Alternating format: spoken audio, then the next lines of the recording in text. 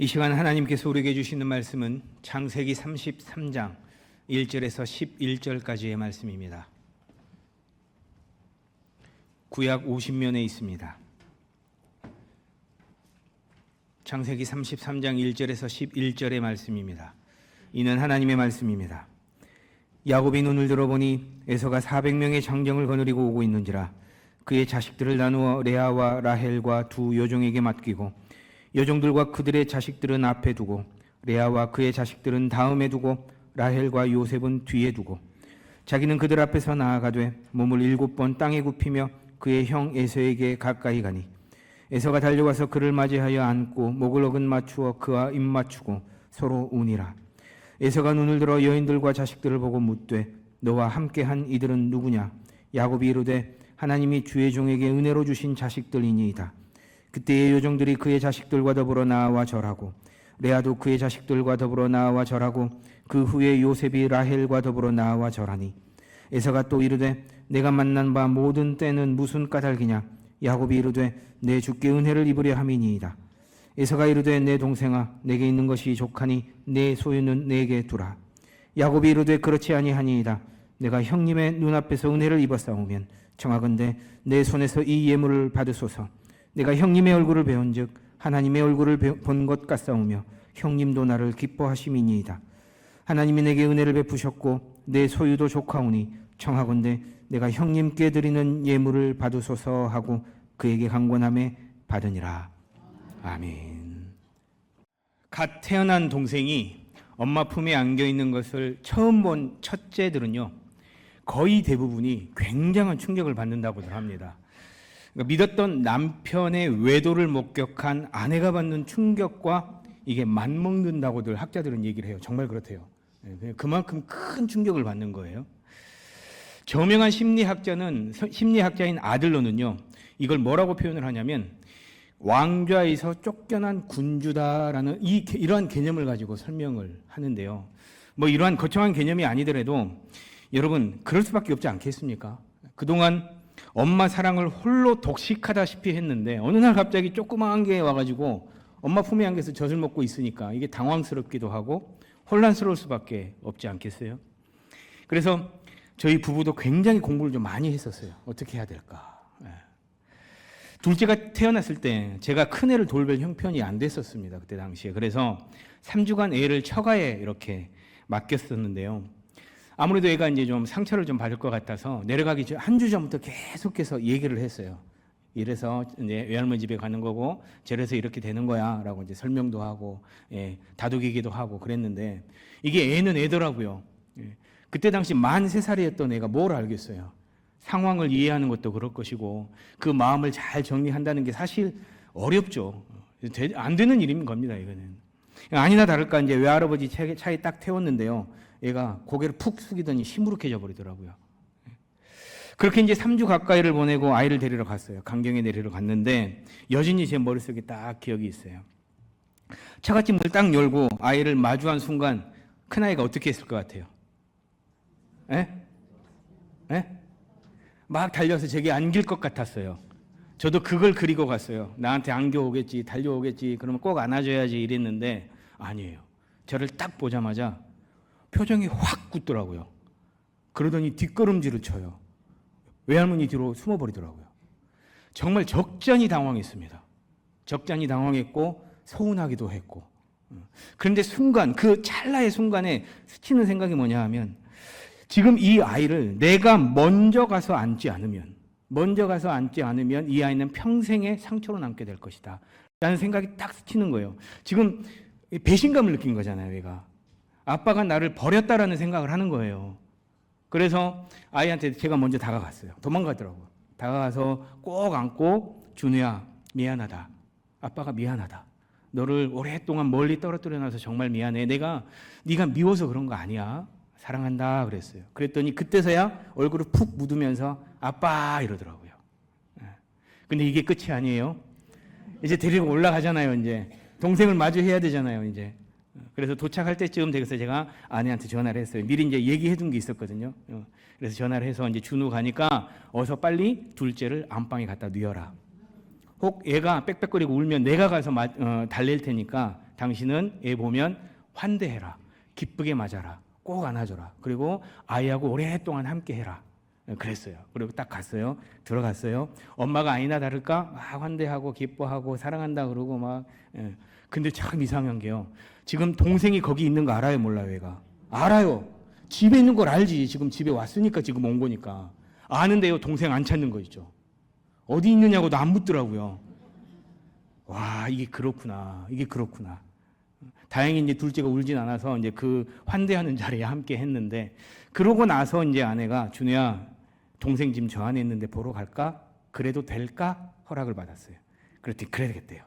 그래서 가서 함께 보고 그렇게 마주했어요. 그 후로도 동생에게 젖을 줄 때면 허락을 맡았어요. 네, 허락을 맡았어요. 이렇게 해서 먹여도 될까? 동생이 배고픈가 봐. 먹여도 될까? 허락을 맡고. 그렇게 해서 한동안 그렇게 했더니 나중에는 관심도 안 갖더라고요. 먹든지 말든지. 그래서 그런지 모르지만요. 아마 우리 형제들은요. 그 서로 소리 지르면서 다투기는 해도 서로 손찌검은 하진 않더라고요. 손찌검은 안 해요. 그냥 소리만 질러 그냥. 누가 더 많이 가졌는지 시기하는 것도요. 물론 아주 없다고는 할 수는 없는데 그렇게 눈에 띄게 심하지는 또 않아요.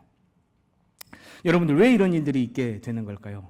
이게 동서고금을 막론하고 사람이라면 내가 더 사랑받고 싶어하고 내가 더 인정받고 싶어하기 때문에 그래요. 특히나 한 부모의 사랑을 나누어 가져야 하는 형제자매 관계에 있어서는요. 이게 더 그렇습니다.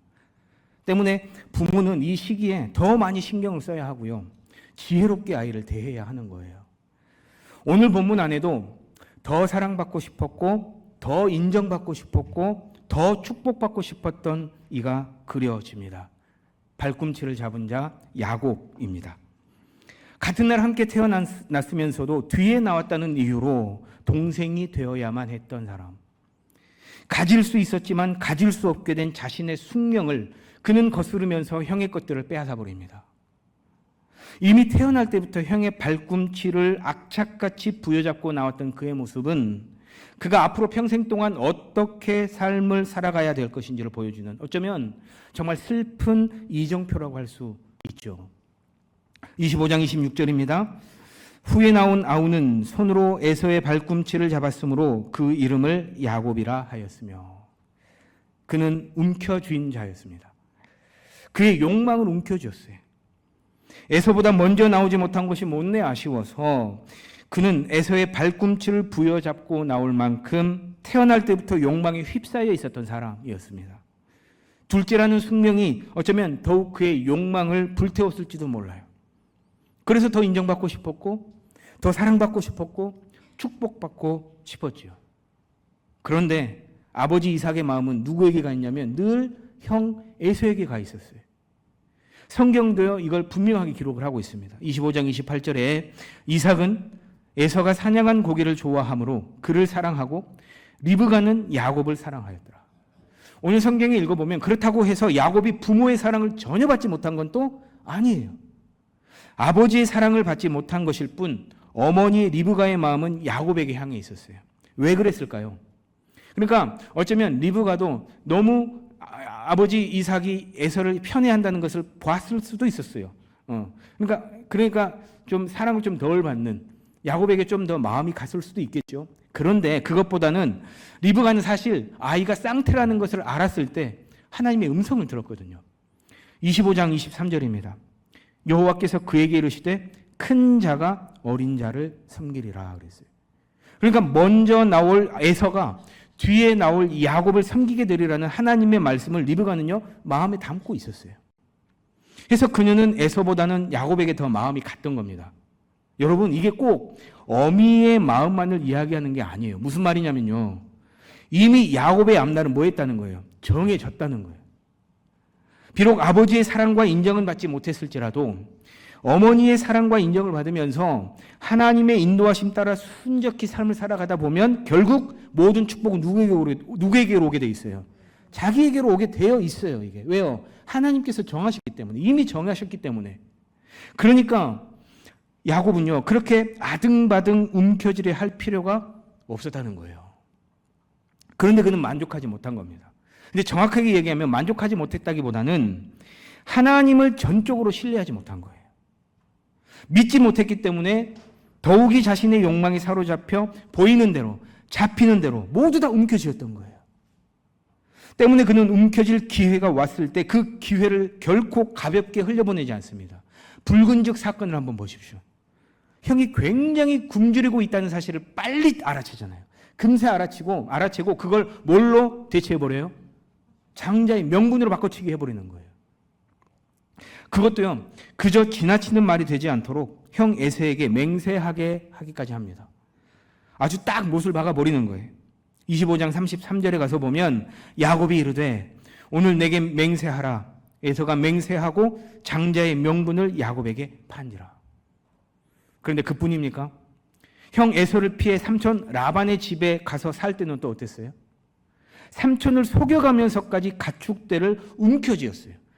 그렇게 재산을 늘리고 가족을 늘리면서 야곱은 온갖 것들을 움켜쥐었던 것입니다. 그렇게 해야지만이 인정받는다고 생각한 거예요. 그렇게 해야지만이 내가 사랑받고 있는구나라고 생각을 했어요. 축복받는 삶이라고 생각을 했던 것입니다. 그런데 보십시오, 여러분.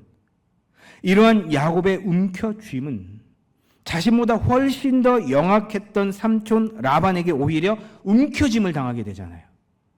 더 심각한 건 뭐냐 하면 형 에서에 대한 두려움, 그로 인한 불안한 마음에 오히려 움켜짐을 당하게 된다는 거예요. 해서 삼촌에게서 몰래 도망칠 수밖에 없었고, 오늘 본문 바로 앞장에서는 형 에서가 400명을 거느리고 온다는 그 소식을 듣고서 큰 두려움에 휩싸이게 되는 것입니다. 그렇습니다, 여러분. 온갖 것들을 움켜쥐었던 야곱의 인생은 정작 자신의 그 움켜쥐임 때문에 오히려 두려움과 불안에 움켜짐을 당하게 되었다는 거예요. 움켜쥐었던 재물이, 움켜쥐었던 그의 성공이 자신을 당당하게 서게 해줄 줄로 알았는데 오히려 자신의 영혼을 단 하루도 편히 쉬지 못하게 만들어버리는 창살 없는 감옥으로 만들어버렸던 것입니다. 그런데 여러분, 그랬던 그가 오늘 본문에서는요, 전혀 다른 모습을 보여준다는 거예요. 33장 3절입니다. 자기는 그들 앞에서 나아가되 몸을 7번 땅에 굽히며 그의 형 에서에게 가까이 가니. 야곱이 형 에서의 앞에 몸을 몇 번 굽힙니까? 7번 땅에 굽혀요. 이러한 행동, 그러니까 7번 땅에 굽혀서 절하는 이런 행동은요, 고대 근동에서는 신하가 왕에게 하는 행동이에요. 그러니까 주종 관계에서나 볼 수 있는 그런 행동인 겁니다. 그러니까 지금 야곱은 형을 뭘로 여긴 거예요? 지금 뭐로 생각한 거예요? 왕으로 생각한 거고 주인으로 생각한 거예요. 나는 형 앞에서 신하일 뿐이고 나는 형 앞에서 종입니다라는 것을 지금 몸의 어떤 그런 표현을 통해서 보여주고 있는 거예요. 남을 움켜쥐고 자신마저도 움켜쥐며 살아왔던 야곱에게 어떤 일이 일어났기에 형 앞에 이렇게 납작 엎드리게 되는 것일까요? 바로 전장인 32장에서 하나님께서는 형과의 상봉을 앞두고 극한 두려움과 불안에 움켜짐을 당한 야곱을 찾아가십니다. 직접 찾아가셔요. 그리고 그의 환도뼈를 치시죠. 그렇게 그가 평생을 절뚝거리게 살게 하시면서 그동안 움켜쥐며 살았던 그의 욕망을 깨뜨리신 거예요. 이제는 지팡이를 의지하며 살게 하시는 것이죠. 움켜쥐는 욕망이 이끄는 대로 살아가는 것이 아니라 하나님의 지팡이가 인도하는 대로 그 지팡이를 의지하며 살아가도록 하시는 거예요. 해서 하나님께서는 이제는 야곱, 발꿈치를 잡은 자로서의 삶이 아닌 이스라엘, 하나님과 겨루어 이긴 자로 새로운 삶을 살게 하시는 것입니다. 때문에 본문인 33장에서 야곱은 절뚝거리는 걸음으로 지팡이를 짚고 서서 형을 맞이할 수 있었고 형 앞에서 겸손히 큰 절을 올릴 수 있었던 것이죠. 그동안 움켜쥐어 오던 그 손을 이제는 형 앞에 활짝 펴 내려놓고 엎드리는 거예요.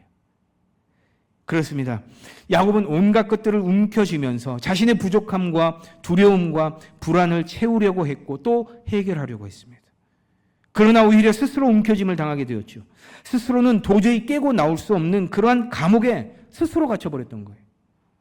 그러한 때 하나님께서 야곱의 삶에 직접 개입하셨고 그의 환도뼈를 치시면서 이제 발꿈치를 잡는 자가 아니라 그의 환도뼈를 어루만지며 살게 하셨던 겁니다. 새 이름을 주시면서 이제는 신실하신 하나님을 전적으로 믿고 의지하게 하셨던 거예요. 발꿈치를 잡은 자로 아등바등 움켜쥐지 않아도 자신을 향한 하나님의 약속은 단 한 번도 변한 적이 없었다는 사실을 깊이 깨닫게 하신 것입니다. 그렇습니다. 사랑하는 여러분, 오늘 우리의 삶에도요, 움켜쥐고 있는 것들이 있을 수 있습니다. 이거 낮으면 안 돼, 이것만은 내가 꼭 붙들고 있어야 돼 하는 것들이 있을 수 있어요. 불안과 두려움을 아는 채로 내 생각, 내 계산, 내 방법을 고집하면서 아등바등 그렇게 살아갈 수 있다는 겁니다. 그러나 여러분, 하나님께서는 우리 삶에 깊이 개입하셔서 인도하시고 이끄시는 분이라는 사실을 기억하셨으면 좋겠어요. 신실하게 우리의 삶을 이끄시면서 그렇게 우리가 올바른 길을 갈 수 있도록, 주님의 자녀로서, 주님의 제자로서, 하나님의 백성으로서 삶을 살아갈 수 있도록 주님께서 인도해 주신다는 거예요. 때문에 여러분, 그분을 믿고 신뢰함으로 이제는 움켜진 우리의 손을, 우리의 삶을 주님 앞에 내려놓으시기를 바랍니다. 야곱의 옛 이름을 벗어버리고 이스라엘이라는 새 이름으로 써서 이제는 내 힘이 아닌 하나님의 지팡이만을 의지해 당당히 서는 우리 모두가 되었으면 좋겠습니다. 다음으로 함께 살펴볼 구절은 27장 30절입니다. 이삭이 야곱에게 축복하기를 마침에 야곱이 그의 아버지 이삭 앞에서 나가자 곧 그의 형 에서가 사냥하여 돌아오니라. 그는요, 가로챈 자였습니다. 형의 장자권도 가로채버리더니 이제는 응당 형이 받아야 할 축복마저도 가로채버렸어요. 그 축복을 가로채기 위해서 아버지 이삭마저도 속여야만 했습니다. 결국 이 일 때문에 형 에서에게 미움을 사게 되었고 격분한 형 에서는 야곱을 죽일 마음까지 갖게 되는 거예요. 27장 41절입니다. 내가 내 아우 야곱을 죽이리라 하였더니. 그러니까 야곱의 어머니 리브가가 이 말을 듣게 된 거예요. 귀까지 들어가게 된 거예요. 그래서 야곱은 결국 집을 떠나서 삼촌 라반의 집으로 도망가야 했죠. 그런데요, 야곱의 가로채는 삶은요, 그곳에서도 끊이지 않아요. 야곱은 삼촌에게 이렇게 얘기를 해요. 내가 아롱진 것과 점 있는 양을 내 것으로 만들게요 라고 얘기를 해요. 근데 그때 당시는 그런 양들이 드물게 태어났답니다. 그러니까 삼촌 라반의 입장에서는 이 별 이상한 놈이 다 있네 그러면서 옳다구나 하고 그렇게 하라고 하는 것이죠. 그런데 야곱은 여기서 굉장한 꼼수를 쓰는 거예요. 이렇게 하고 저렇게 하면 아롱지고 점 있는 양이 태어난다는 것을 나름대로는 터득을 했던 거예요. 그래서 실하고 건강한 양들을 데리고 와서 새끼를 갖게 하는 거죠. 그러니까 삼촌의 것을 합법적으로 아주 교묘하게 가로채 내 것으로 만들기 위한 정말이지 지독한 꼼수인 겁니다. 실제로도 이 때문에 야곱은요, 굉장한 거부가 돼요. 그런데 여러분, 그렇게 남의 것을 가로채는 삶을 살았던 그가요, 오히려 삼촌 라반에게 가로챔을 당하잖아요. 그보다 더 영악했던 삼촌에게 재산을 늘리는 것보다 또 더 중요한 가정을 이루는 일에 가로챔을 당한 거예요. 아시다시피 라헬을 사랑했던 야곱은요, 라헬을 위해서 몇 년을 일합니까? 7년을 일해요. 7년. 결국 결혼식 다음 날 아침 레아를 아내로 맡게 된 것을 알게 돼요. 일어나서 보니까 라헬이 아니라 레아가 옆에 누워 있는 거예요. 삼촌에게 속은 거죠. 한 번 속은 거예요. 한 번 속은 거예요. 7일 후에 라헬을 아내로 다시 맡게 되기는 합니다만 결국 이것 때문에 몇 년을 더 일하게 됩니까? 7년을 다시 또 일하게 돼요. 그런데 생각을 해보세요. 이거 삼촌이 속여서 한 일이잖아요. 그러니까 그 7년 해도 돼요? 안 해도 돼요? 안 해도 돼요. 그런데 어쩔 수 없이 해야 되는 거예요. 왜요? 어차피 라헬을 주는 분은 삼촌 라반이기 때문에. 그러니까 가로채던 자가 가로챔을 당한 거예요. 다시 한번 또 속게 된 거예요. 철저히 속은 거죠.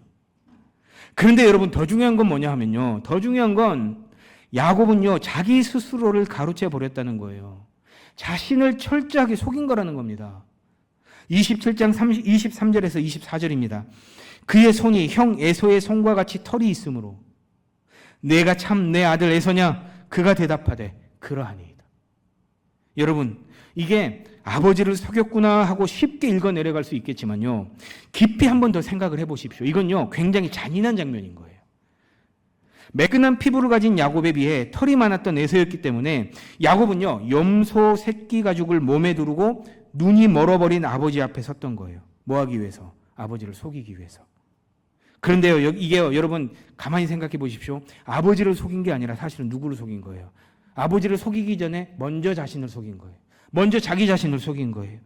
염소털로 위장한 채로 내가 에서냐 하는 아버지 질문에 내가 에서라고 답하면서 그는 그의 정체성, 자신의 정체성을 부정해버린 겁니다. 속여버린 거예요. 축복을 내리는 아버지 앞에 당당한 아들 야곱으로 진짜 자기로 선 것이 아니라 염소털을 뒤집어 쓰고 가짜 자기로 선 거예요. 여러분, 그렇다면요, 이 축복은 야곱이 받은 걸까요? 염소털을 뒤집어 쓴 가짜 에서가 받은 걸까요? 이게 엄밀히 따지면요, 이 축복은 야곱이 받은 게 아니잖아요. 엄밀히 따지면. 때문에 야곱이 조금 더 생각이 깊은 사람이었다면요, 여러분, 아버지가 축복한 것은 내가 아니라 내가 덮어쓴 염소털이구나. 아버지는 끝까지 야곱이 나를 사랑한 것이 아니라 형 에서를 사랑했구나 라는 것을 깨달아야 했다라는 거예요. 그런데 철저히 자기 자신에게 가로챔을 당해버린 거죠. 때문에 여러분, 제가 앞서 설명한 이런 관점에서 볼 때 야복 나루에서의 사건은 굉장히 중요한 사건이라고 우리가 생각해 볼 수 있어요. 뭐냐 하면 야곱과 밤새 씨름을 했던 하나님께서 야곱에게 이렇게 물으시거든요. 32장 27절에 가서 보면 그에게 이르되 내 이름이 무엇이냐라고 물어요. 네 이름이 뭐냐라는 거예요. 그때 야곱이 뭐라고 답해요? 야곱입니다 라고 답해요. 이게 뭐냐 하면 20여 년 전 내가 내 아들 에서냐라고 물었던 아버지 이삭의 질문이 생각났을 거라는 거예요. 그때는 내가 에서라고, 아버지 큰아들 에서라고 가짜 에서의 몸으로 진짜 에서인 척 답했어요. 그러나 이제는 다르다는 거예요, 여러분. 그의 답은 그렇습니다. 제가 야곱입니다.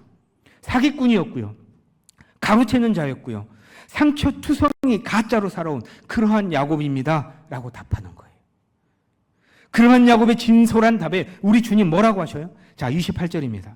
그가 이르되 내 이름을 다시는 야곱이라 부를 것이 아니요 이스라엘이라 부를 것이라 하시니. 사랑하는 여러분, 이게 은혜인 거예요. 진짜 자기를 내어놓는 야곱에게, 진솔한 자신의 모습을 그대로 내어놓는 그러한 야곱에게 하나님께서는 이제 야곱의 삶을 벗어버리라 하시는 거예요. 남의 발꿈치나 잡고 사는 삶이 아니라 욕망에 끄달리면서 남의 것을 가로채면서 속이는 삶, 속는 삶을 사는 것이 아니라 이제는 새로운 삶으로 하나님 앞에 서라 명하시는 것입니다. 그러면서 이스라엘이라는 새 이름을 주시는 것이죠. 진정한 그의 정체성을 새롭게 다시 부여하시는 거예요. 그렇게 이제는 야곱이 새로운 삶을 살아가시도록 길을 열어주셨던 것입니다. 그 후에 이제 형 에서를 만나게 되는 거예요. 그래서 다음 구절은 또 의미심장하게 다가오게 될 수밖에 없어요. 33장 11절입니다. 하나님이 내게 은혜를 베푸셨고 내 소유도 조카오니 청하건대 내가 형님께 드리는 예물을 받으소서 하고 그에게 강구한함에 받으니라. 여러분, 이 일을요, 단순히 야곱이 형 에서의 마음을 사려고 소유의 얼마를 준 것으로 이해해서는 안 됩니다. 혹은 자신을 받아준 형 에서에게 고마워서 그러한 것으로도 이해해서는 안 된다는 거예요. 여기서 내가 형님께 드리는 예물을 받으소서 이렇게 얘기하고 있죠. 이 문장에서 예물로 번역된 히브리 낱말이 뭐냐 하면 이 예물이 바라카라는 낱말이에요. 이 바라카가 뭘 뜻하는 줄 아세요? 복을 뜻합니다. 축복을 뜻해요. 그러니까 말하자면 야곱이 형 에서에게 주는 것은 겉으로 보기에는 야곱의 소유의 얼마인 것처럼 보이지만 그것을 건네는 의미는 뭘 건네는 거예요? 지금 복을 건네고 있는 것이고 축복을 건네고 있는 거예요. 축복하고 있는 거예요, 지금.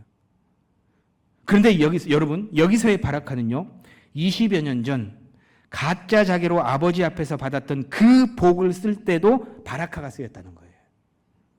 그렇습니다, 여러분. 지금 야곱은요, 약복강 나루에서 야곱의 삶을 벗어 던져버린 후에 새로운 이스라엘의 삶으로 들어서면서 진정한 자기를 되찾게 된 거예요. 그러면서 이제 형님 앞에 이렇게 고백하는 거예요. 형님, 제가 과거에 가로챘던 형님의 그 복, 바라카를 이제 형님께 온전히 돌려드립니다. 하나님께서 내게 이만큼 은혜를 베푸셨으니 내게는 이 모든 것으로 말미암아 충분합니다. 여러분, 그렇습니다. 이렇게 형제간의 화해가 극적으로 이루어지게 되면서 이제 하나님께서 이삭을 통해 야곱에게 내리셨던 그 축복이 더욱 값진 축복이 되었고 진정한 축복이 되게 하셨던 거예요. 그래서 이 장면이 굉장히 중요한 장면이라고 저는 개인적으로 생각을 하는 거예요. 가짜 에서가 아닌 진짜 야곱으로서 하나님 주신 축복을 누리게 된 것이라는 거예요. 그렇게 가로채던 삶을 살던 그는 이제 자신의 것을 나누면서 흘려보내는 진정한 이스라엘의 삶을 살게 되었던 것입니다. 사랑하는 여러분, 우리의 삶을 되돌아보았으면 좋겠습니다. 우리 역시 무언가를 자꾸 가로채며 살아갈 수 있어요. 더 인정받고 싶고 더 사랑받고 싶어서 남보다 더 복받고 싶어서 자신의 본연의 모습을 숨긴 채로 가짜 자기라는 가면을 쓰고 살아갈 수 있는 것이죠. 덥고 습하고 냄새나는 염소 가죽 안에 진짜 나를 숨기고서 겉으로 보여지는 염소털이 진짜 내 모습인 것 마냥 내가 그입니다. 내가 바로 그 사람입니다. 외치면서 삶의 구렁텅이로 빠져갈 수 있는 겁니다. 그렇게 나 자신만을 위해서 남들의 평판을, 어떤 기회를, 이런저런 타인의 마음을 은연중에 가로채며 스스로 속이고 있을 수도 있는 것이죠. 그러나 여러분 기억하십시다. 그렇게 가로챈 인생은 오늘 본문에서도 볼 수 있듯 결코 올바르지 않습니다. 행복하지 않아요. 진정한 평안과 복과 쉼을 우리에게 주지 않습니다. 사랑하는 여러분, 이 시간 우리를 옥죄는 가짜 가면을 벗어 던지십시다. 내 모습 이대로, 있는 모습 그대로 우리 하나님은 인정해 주시고 받아주시고 사랑해 주신다는 사실을 꼭 기억하시기 바랍니다. 염소털 옷 안에 숨지 마십시오. 과감히 그 옷을 벗어 던지고 우리 하나님 앞에 정직하게 서는 우리 모두의 삶이 되었을 때 여러분, 하나님께서는 우리에게 복을 주실 뿐만 아니라 그 복이 차고 넘치는 복의 통로가 되게 하실 것입니다. 말씀을 맺습니다. 발꿈치를 잡은 자 야곱은 그의 이름대로 움켜쥐고 가로채던 삶을 살았던 자였습니다. 그랬던 그가 움켜쥐었던 손을 폈고 가로챘던 복을 되돌려주는 참된 이스라엘로 다시 서게 되는 일을 우리는 함께 살폈습니다. 우리의 모습을 다시 한번 되돌아보고 그동안 움켜쥐고 가로챘던 옛 야곱의 삶이 아닌 이제는 하나님의 지팡이만을 의지하는 삶, 참된 복의 통로가 되는 진정한 이스라엘의 삶으로 돌아가는 우리 모두가 되기를 주님의 이름으로 축원합니다. 기도하겠습니다. 사랑하는 주님 감사합니다. 이 시간 주신 말씀 마음에 품게 하여 주옵소서. 잘 박힌 못이 되게 하여 주셔서 이 세상 향해 나아갈 때 흔들리지 않게 하여 주시고 요동치 않게 하여 주시기를 원합니다. 그렇게 굳건한 믿음 가지고 아버지 앞에 나아가는 우리의 모든 신앙이 될 수 있도록 주여 도와주시고 하나님 함께 하여 주옵소서. 감사드리며 예수님의 이름으로 기도합니다. 아멘. 광림의 성도 여러분, 나만의 것만을 고집하는 시대를 살아가는 것 같습니다. 나만 잘 되면 괜찮다는 의식이 팽배해져가는 이 시대, 움켜쥐려 하고 가로채려 하는 이러한 시대 가운데 우리는 기독인으로 살아갑니다. 사랑하는 여러분, 우리는 이러한 시대를 거스르는 삶을 살아가야 하겠습니다. 움켜쥐려 할 때 손을 펴서 하나님을 의지하는 자리로 나아가십시다. 가로채려 할 때 정직하게 하나님 앞에서는 우리 모두의 삶이 되시기를 주님의 이름으로 소망합니다. 이제는 우리 주 예수 그리스도의 은혜와 아버지 하나님의 크신 사랑과 성령님의 교통하심이 이 시간 예배하는 광림의 모든 성도들 위해 이제부터 영원토록 함께 하시기를 간절히 축원하옵나이다. 아멘.